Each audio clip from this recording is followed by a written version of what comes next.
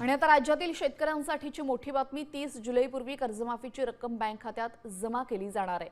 कृषी मंत्री दत्तात्रय भरणे यांनी महत्त्वपूर्ण माहिती दिली। सरकारने यापूर्वी 30 जूनपर्यंत कर्जमाफी देण्याचं जाहीर केलं होतं, तरी 30 जुलै अखेर शेतकऱ्यांना कर्जमाफीचा लाभ मिळणार असल्याचं भरणे सांगतायत। कर्जमाफीचं तुम्हाला सगळ्यांना माहिती आहे की कर्जमाफीच्या बाबतीमध्ये निश्चित प्रकारे आपल्याला माहिती आहे की राज्य सरकारने कर्जमाफीच्या बाबतीमध्ये निर्णय घेतलेला आहे आणि खरं तर उशीर 30 जून ही तारीख होती, परंतु थोडा उशीर होतोय। उशीर कशासाठी होतोय की शेतकऱ्यांच्या भल्यासाठीच होतो। मुख्यमंत्र्यांनी काल ज्या 2 अटी होत्या त्या 2 अटी कॅन्सल केलेल्या आहेत। शेतकऱ्यांच्या बाबतीमध्ये कर्जमाफी त्या कॅन्सल केलेल्या आहेत। म्हणजे साधारणतः आपल्याला माहिती आहे की आम्ही 5 जुलै तारीख दिली। इन्कम टॅक्सपासून जे मोठे शेतकरी ही कर्जमाफी ही गरीब शेतकऱ्यांना मिळाली पाहिजे, हा आमच्या राज्य महायुती सरकारचा मुख्यमंत्री देवेंद्र फडणवीस साहेब असतील, शिंदे साहेब असतील, सुनेत्राबाई पवार असतील, आमचा सगळ्यांचा उद्देश आहे। त्यामुळं आयकर भरणाऱ्या मोठ्या शेतकऱ्याला यामध्ये कर्जमाफीचा लाभ मिळणार नाही हे पाठिंबा। त्यामुळेच खरं थोडा उशीर झाला, ती यादी वेळा उशीर झाला। पण तुम्हाला मी सांगतो लवकरात लवकर साधारणतः 30 जुलैच्या अगोदर ही कर्जमाफी माझ्या शेतकऱ्याला दिली जाईल। देवेंद्रजींनी केंद्राचं नेतृत्व करावं, म्हणजे राज्यात ते एवढे पॉवरफुल। आपल्याला सगळ्यांना माहीत आहे की महाराष्ट्र खूप दिवस झालं वाट बघतोय की भारतामध्ये आपल्या देशाचा भारत देशामध्ये आपल्या राज्याचा कोणीतरी मराठी माणूस हा 1 नंबरच्या खुर्चीवर बसावा। त्यात महाराष्ट्राच्या जनतेचे ते काय चुकीचं नाही। आपण पाहिलं की यशवंतराव चव्हाण साहेबांना त्यामध्ये हुलकावणी मिळाली, आदरणीय पवार साहेबांना, शरद पवार साहेबांना ती हुलकावणी मिळाली। येणाऱ्या काळामध्ये मी मागाशी तुम्ही ऐकलं, योग्य वेळी कदाचित 2029 असेल, कदाचित 2034 असेल, योग्य वेळी ज्यावेळेस 29 नंतर असेल किंवा 34 नंतर असेल, या देशाचा प्रमुख हा महाराष्ट्राचा व्हावा ही महाराष्ट्राच्या जनतेची इच्छा आहे। आणि महाराष्ट्रातल्या मागाशी शेतकऱ्यांचा कार्यक्रम होता, महाराष्ट्राच्या शेतकऱ्यांची इच्छा आहे।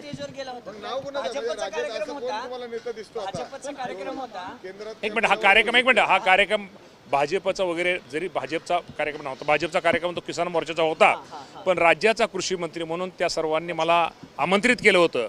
शेवटी तो कार्यक्रम कुठल्यापेक्षा तो कार्यक्रम शेतकऱ्यांचा होता आणि शेतकऱ्यांच्या कार्यक्रमाला राज्याच्या कृषी मंत्र्यांनी गेलं पाहिजे आणि कृषी विभाग शेतकऱ्यांना काय मदत करतोय हे ते त्यांना सांगितलं पाहिजे। आणि तो कार्यक्रम पक्षाचा विषय सोडून द्या, त्या कार्यक्रम हा शेतकऱ्यांचा होता आणि त्या कार्यक्रमामध्ये त्या मोर्चाचे अध्यक्ष यांनी मला स्वतः पर्सनली निरोप दिला, त्यामुळे मी कृषी मंत्री म्हणून मी कार्यक्रमाला हजर होतो। राज्याचा कोण असा तुम्हाला नेता वाटतो जो एक नंबरच्या पदावर बसू शकतो? देवेंद्र फडणवीस। आता अर्थातच देवेंद्र फडणवीस साहेब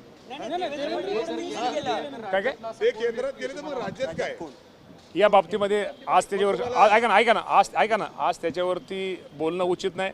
मला कधी माझ्या पक्षाच्या अध्यक्षा त्या माझ्या नेत्या त्या खुर्ची बसव, मला सगळ्यात पहिला आनंद मला जास्त होणार आहे। मग महिला मुख्यमंत्री म्हणून 100% मला तो पहिला आनंद होणार आहे। काय कोण?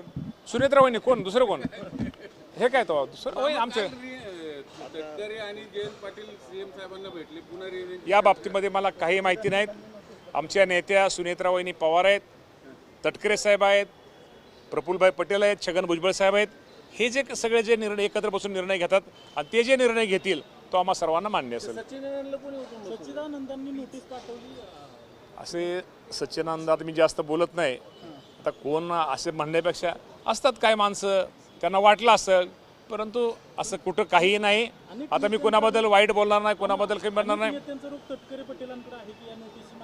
कुणाचाही रोग तटकरे पटेल साहेबांकडे नाही, ते आमचे नेते आहेत।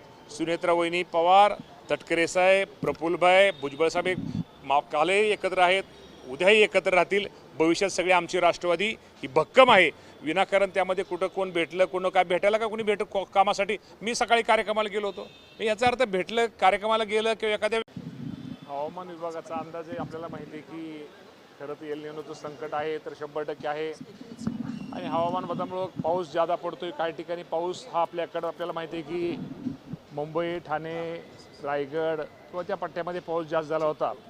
पाऊस जो कमी आहे तो पाऊस विदर्भ मराठवाड्यामध्ये थोडा पाऊस कमी आहे आणि एक हवामान विभागाचा अंदाज आहे की येणाऱ्या 20 तारखेच्या पुढे किंवा 25 तारखेच्या आसपास विदर्भ नागपूरमध्ये पाऊस चांगला पडेल असा हवामान विभागाचा अंदाज आहे। पण शेवटी तो अंदाज आहे, पण आपण पाऊस जास्त पडावा अशी आमची सगळ्यांची अपेक्षा आहे। साधारणतः राज्यामध्ये आज अखेर 70% पेरणी जे आपलं उद्दिष्ट आहे 70% पेरणी ही झालेली आहे। आणि अजूनही 30% पेरणी अपुरी आहे. परंतु निश्चित प्रकारे येणाऱ्या काळामध्ये साधारणतः एक अंदाज आहे की जुलै अखेर पेरणी होईल. काही ठिकाणी जो जादा पाऊस झालेला आहे तिथं खरं तर आपल्याला माहिती आहे की पाणी जादा असल्यामुळं किंवा आपण तिथंही नसल्यामुळं तेवढी पेरणी लांबलेली आहे आणि काही ठिकाणी ओलावा कमी असल्यामुळं पेरणी झालेली नाही. परंतु निश्चित प्रकारे हवामान विभागाचा अंदाज आहे की साधारणतः जुलै महिन्याच्या शेवटच्या आठवड्यामध्ये या राज्यामध्ये म्हणजे विदर्भ मराठवाड्यामध्ये आणि चांगल्या प्रकारचा पाऊस अपेक्षित आहे. पेरण्यांच्या बाबतीतला प्रश्न असल्यामुळे शेतकऱ्यांसमोर सुद्धा एक मोठं आव्हान आहे. यांना तुम्ही काय सांगू इच्छिता? शेवटी 100% आव्हान तर आहे. आपल्याला माहिती आहे की शेवटी हवामान विभागाचा अंदाज आहे की बाबा आता पाऊस पडेल, आपण आता ती अपेक्षाच ठेवली पाहिजे. आणि मागच्या तुम्हाला माहिती आहे की 8-15 दिवसामध्ये काही ठिकाणी चांगला पाऊस झालेला आहे आणि अजूनही पाहिजे पुरेशा प्रमाणात हा पाऊस विस्तृत झालेला नाही. त्यामुळे विस्तृत पाऊस येणाऱ्या जुलै अखेर व्हावा हीच खरं तर अपेक्षा आहे आपल्याला. मामा, ते वीज बिल जे माफ केले शेतकऱ्यांचं त्या बाबतीत थोडासा संभ्रम आहे. विरोधक म्हणतात की जुनच काय नेमकं आहे शेतकऱ्यांसाठी नवे ते वीज बिलाचं? आता कोण संभ्रम म्हणते मला माहीत नाही, परंतु आता आपण सगळेजण शेतकरी आहोत. आपल्याला माहिती आहे की शासनाने 2 वर्षापासून 7.5 HP हॉस्परपर्यंत जी 7.5 हॉस्परच्या आत असणाऱ्या शेतकऱ्यांना जी वीज माफीची सवलत दिली होती आणि साधारणतः आणि त्याच्या अगोदर ही सवलत आत्ता 2 वर्षापूर्वी झाली. ह्याच्या अगोदर अनेक शेतकऱ्यांचं बिल हे पेंडिंग होतं आणि साधारणतः खूप मोठा त्याचा आकडा मला वाटतं 48,000 कोटीच्या आसपास कमी जास्त तो आकडा असावा आणि तो बिल पेंडिंग असल्यामुळं आजच राज्याच्या मुख्यमंत्र्यांनी तो निर्णय घेतलेला आहे की ते संपूर्ण ती बिलाची वीज बिल त्यांचं सगळ्यांचं शेतकऱ्यांचं 7.5 हॉस्परच्या आतल्या त्या सर्वांचं माफ केलं जाणार आहे. मामा, ज्या ठिकाणी पेरण्या झालेल्या आहेत पीक छोटंसं उगवून आलं ना, आता पिकांनी माना टाकलेली आहे. बियाण्याबद्दल प्रश्नचिन्ह या ठिकाणी उपस्थित 100% बियाण्याच्या बाबतीमध्ये राज्यामध्ये काही ठिकाणी तक्रारी आलेल्या आहेत. विशेषतः आपल्यामध्ये 10 जिल्ह्यामध्ये ह्या तक्रारी जादा आहेत आणि त्या बाबतीमध्ये निश्चित प्रकारे कृषी विभागाने त्या बाबतीमध्ये पाहणी ही केलेली आहे आणि पाहणी केल्यानंतर निश्चित जिथं बियाणं अप्रमाणित आढळलेलं आहे त्या बाबतीमध्ये निश्चित प्रकारे जिथं नुकसान शेतकऱ्यांचं झालेलं आहे त्या बाबतीमध्ये निश्चित प्रकारे बियाणं आम्ही बदलून द्यायचं आधी दिलेलं आहे आणि शासनसुद्धा या बाबतीमध्ये शेतकऱ्यांना मदत करणार आहे. 100% त्या कंपनीवरती कारवाई आम्ही करणार आहोत. मामा, काही ठिकाणी खताचा तुटवडा जाणवतो, युरिया वगैरे कारण जिथं पाऊस खताच्या बाबतीमध्ये आज तरी आपल्याला माहिती आहे की साठा आपला खताचा हा व्यवस्थित आहे.